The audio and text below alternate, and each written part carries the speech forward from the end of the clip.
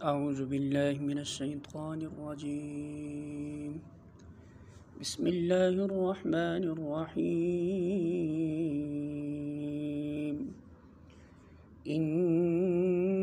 الذین یکتمون ما انزل اللہ من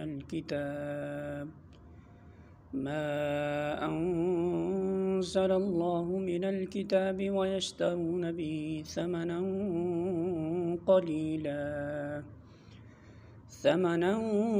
قليلا أولئك ما يأكلون في بطونهم إلا النار ولا يكلمهم الله يوم القيامة ولا يزكيهم ولهم عذاب أليم۔ سورہ بقرہ آیت نمبر 174۔ ترجمہ: حق یہ ہے کہ جو لوگ ان احکام کو چھپاتے ہیں جو اللہ نے اپنی کتاب میں نازل کیے اور تھوڑے سے دنیوی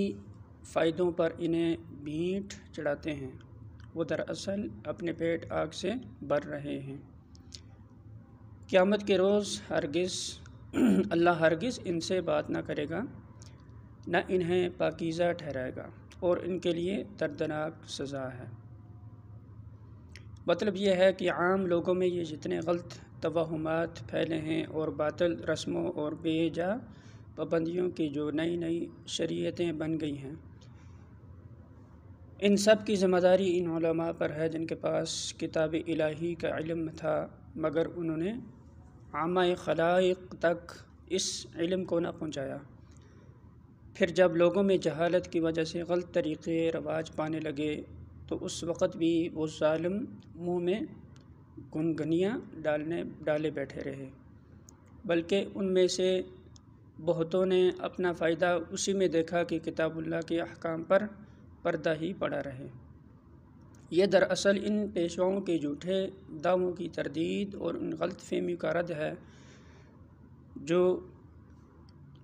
انہوں نے عام لوگوں میں اپنے متعلق پھیلا رکھی ہے۔ وہ ہر ممکن طریقے سے لوگوں کے دلوں میں یہ خیال بٹھانے کی کوشش کرتے ہیں، اور لوگ بھی ان کے متعلق ایسا ہی گمان رکھتے ہیں کہ ان کی ہستیاں بڑی ہی پاکیزہ اور مقدس ہیں، اور جو ان کا دامن گرفتہ ہو جائے گا اس کی سفارش کر کے وہ اللہ کے ہاں اسے بخشوا لیں گے۔ جواب میں اللہ تعالیٰ فرماتا ہے